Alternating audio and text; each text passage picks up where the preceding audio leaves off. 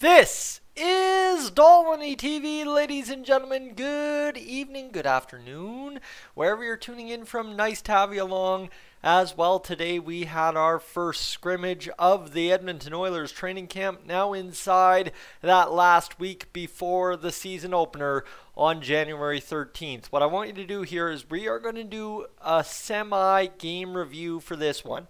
Alright, we're going to break it down. Now, if you're new to the channel and you don't know how this works, stay tuned. But if you're new to the channel and don't know how this works, I need you to do something, alright? Stay tuned and take the next 10 minutes or so to sit here and consider if this is something you would want to check out after every Edmonton Oilers game. If you do, definitely hit the subscribe button and stay tuned for a 56 game schedule unlike any other before it. And if you're returning to the channel, well, ladies and gentlemen, I think I've made myself clear in the past two Yes Pugliarvi videos. If you can leave that like or a dislike, let me know how this video did for your information. Getting you up to date with the Oilers today, do it up. All right, let's get to it. No time wasted. We're a minute 10 in. That's already too much time wasted. See, this self-promotion thing, it's not for me because I don't like being patient. And, well, the Oilers, they were maybe a little patient today in practice and in scrimmage. It was nice to see some plays develop and some nice things come together, and we'll talk about that right now. As you know what, the one overarching theme I saw in the scrimmage, no matter who was on what side and whoever was in net, maybe I should grab you the lines as I talk about this, is that both teams weren't afraid to go to the front of the net.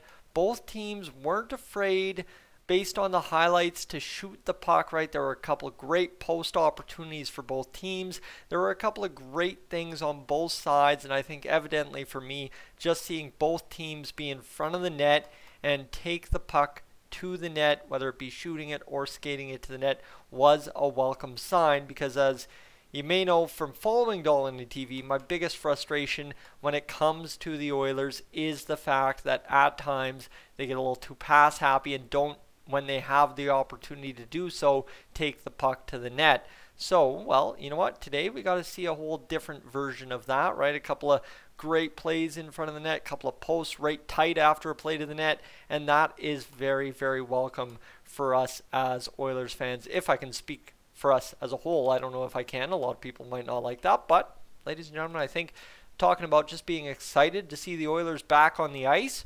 In fact, give me a second here. This is one thing I gotta do. I don't regularly comment on the Oilers YouTube account. I've been doing it a little bit more lately because I think that's a common sense thing for me to do, if that makes sense. But yeah, it's something that I'm trying to do a little bit more, and one of my comments from today ended up getting a total of 40 likes. My comment was 2 hours ago as of now.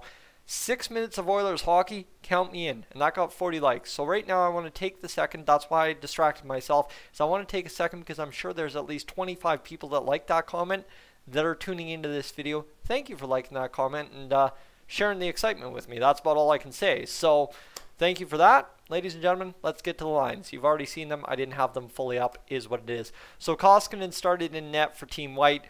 And, of course, Mike Smith started in net for Team Blue. Then you went to Forsberg and Skinner, who will get the majority of time in the backup roles for both sides. Nuge, McDavid, Kazian, Ennis, Draisaitl, Yamo. And then you've got Nygaard, McLeod, and Russell. Why not Cahoon? We'll talk about Cahoon in a minute. This is his first official big-time back with the Oilers. That means he gets eased into the lineup alongside Shore and Griffith, who we'll talk about that opening goal in a moment. Quine, Marody, and Cracknell, Benson, Kara, and Chase on, Archibald, Turris, and Pugliarvi. So that is like the B squad versus the A squad, essentially. If you want to go Team White, Team Blue, sure, would be my guest. And, of course, on defense, you got Nurse Bear, Jones, Larson, Legas, and Lundstrom for Team White, or for Team Blue, pardon me, and that's key. We need to talk about that in a moment. And then Team White was Russell, Barry, Cuckoo, Bouchard, Niemelainen, and Stanton, and that's covered. All right, the lines are covered. Let's get that done. All right, let's get to it, shall we? We need to. I have distracted myself enough. Get to the breakdown, Tyson. Shut up. Let's go. Goal number one.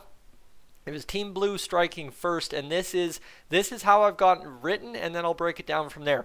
Griffith roofs it after a well-managed break, leads to an up the middle zone entry that gets flicked to the boards by Shore, then tossed across the slot backdoor to Griffith by Cahoon. So it's Shore to Cahoon on the boards, back across the other way to Griffith, who pots it top glove on Mikko Koskinen for Team White. Both left-handed shots on the blue line, and if you look at the Team White defense as to who's on the blue line, that would both be left-hand shots. Well, you got Barrie and Bouchard on the top two pairs, so that's not going to work. More than likely, from what I understand, it's Niemelainen and Stanton back there on the blue line for Team White early on that goal against.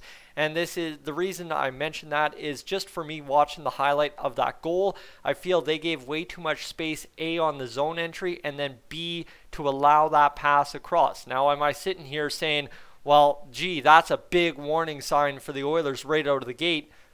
Hello, look at the names I just mentioned, right? That's totally fine and dandy. That's more than expected from those guys. Yes, I guess the offensive attack from the guys coming at you in Cahoon, Cahoon, Shore, and Griffith isn't exactly top-notch, but Ryan Stanton, a guy who's got 2 years NHL experience, Niemelainen, no NHL experience coming into this camp. You got Cahoon, who's got a couple of years. You got Shore, who's got a couple of years, and Griffith, who's got a couple of games. It all adds up, and you know what? It's fine and dandy that play happens. Maybe the scariest thing for us as Oilers fans is the fact that pass gets across and Mikko Koskinen's glove isn't up all the way. Now, I'm not sitting here panic like it's 18-19, but I'm just saying keep an eye on that in camp if you would. Thank you. All right, goal number 2. Let's get to it. Team White.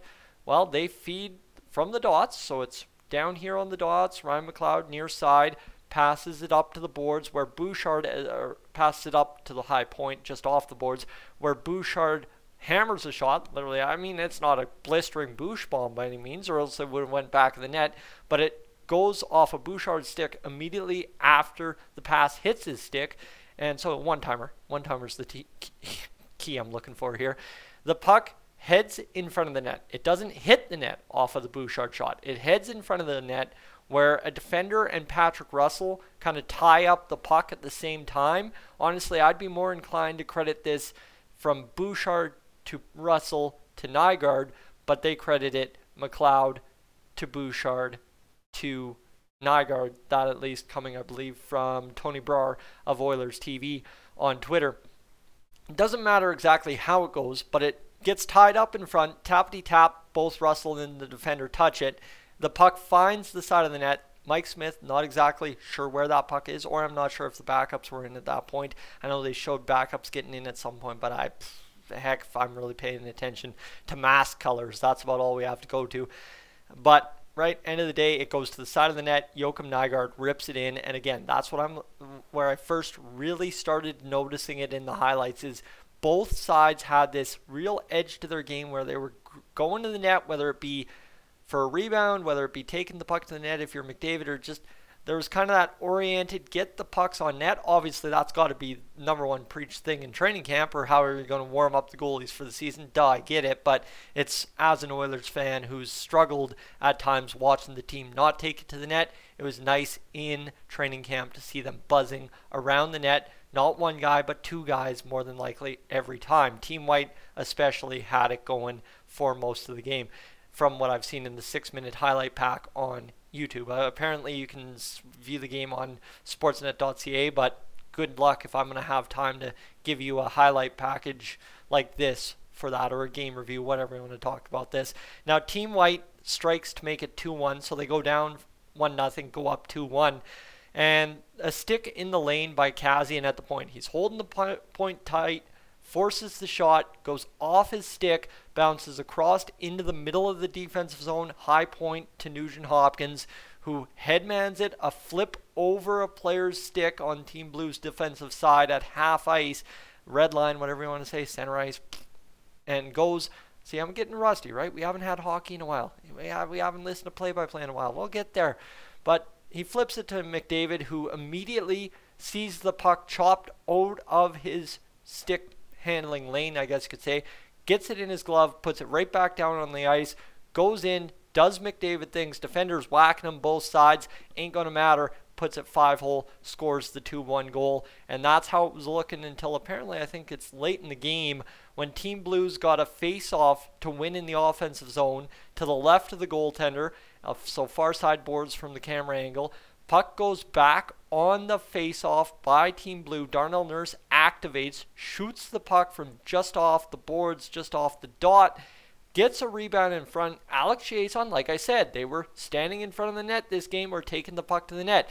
Alex Chiasson gets the puck in front, hammers the rebound into the pads, and all the meanwhile while this is happening, you just happen to see this white helmet on Team Blue going from the blue line all the way around to the other side, and then in an instant, well, Jesse Puljujärvi has netted the 2-2 goal on the rebound on the near side.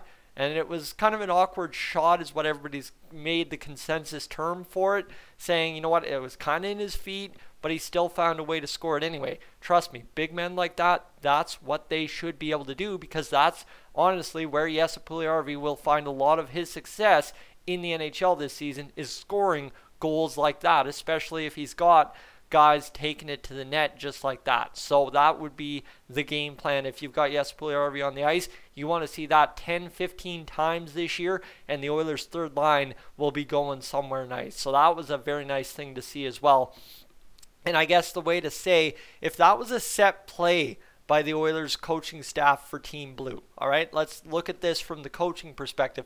If that was a set play, and you have Jesse Puljujärvi going to the high point, going around and kind of getting lost in that soft spot on the other side of the net where the action's taking place on the other side, and just potting that rebound a couple feet out of the crease kind of deal like he did, well, here's the thing. If that's a set play, and we're talking about it being an awkward shot in Jesse Puljujärvi's legs, but he's scoring it still to tie it 2-2 late in the game, what I will tell you is that just means he was a split hair out of position on the ice. So that is nice to see as well, as Jesse Puljujärvi coming in, fully understanding a game plan if it was there, and executing it almost flawlessly. You get where I'm going? That's a positive sign. I know we've been talking about Puljujärvi again a lot, but at this training camp, him and Evan Bouchard are perhaps our biggest shiny objects, and we've already talked about Evan Bouchard teeing up a Bush bomb.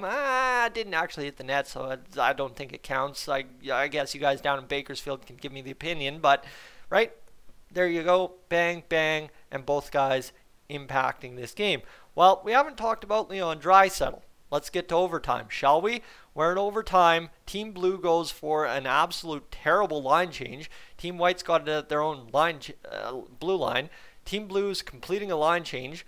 Barry fires it up to Draisaitl on the far side board. He just literally waits at the near side half wall till McDavid busts the blue line, flips it over to him. The Team Blue defense, I mean, good night, gets slept in overtime by Connor McDavid, because it's Draisaitl and McDavid. 99% of the league can't stop that typically in overtime in real action, so good luck doing it in a scrimmage. And Connor McDavid just walks around the defender, pushes off him, literally pushes off him. You can see his arm kind of do one of these, and then he just pushes his way in front of the net, cuts around just a little bit, just enough to open up that pad, flip it over top. Team White wins in overtime, and I don't think that's an unexpected result, knowing A, if it went to overtime, you've got Draisaitl and McDavid to use on the same team, and B, on the other flip side of it, you've got Draisaitl and McDavid for a full scrimmage, so no duh, I'd like to use some other terms. All right, ladies and gentlemen, I know I keep it very G, not even PG on this channel, but I would like to use some other terms as to why Team White being the predicted winner is a foregone conclusion for anybody looking at the scrimmage lines. And that's not to say the depth of Team Blue or the depth of the Oilers is laughable still. It's just, right, scrimmage time, and especially when you get to overtime, it's just a, come on, no duh. Fill in the blank, whatever you want to do. So, ladies and gentlemen, that is the review. And now, you know what? We've taken 14 minutes to break down the first scrimmage after I took about 30 minutes to break it down for myself and watch 6 minutes of game film. Ladies and gentlemen, have yourself a great evening. I may be back later on tonight to discuss whatever Dave Tippett had to say in his presser today. But, ladies and gentlemen, I hope you have a great evening. Secondary to that, if you've stuck with me the whole way, why not hit that subscribe button? If you can stomach 14 minutes of me talking about a scrimmage, you can definitely stomach 10 minutes of me talking about just how fired up I am to watch the Oilers stomp on the Canucks to open the season. You want to do it, hit that subscribe button. And guys, if you haven't already, leave a like on the way out. I'm Tyson, this is Dolynny TV. This video brought to you by the Grand Center Hotel. Memories of the Grand Center Hotel, might I add. And I'd like to see if anyone actually has any memories of the Grand Center Hotel this evening on the video. So I'll leave those below. I might have a very vested interest in that. I am up on Oda here. Oh, I forgot my own line. Wow.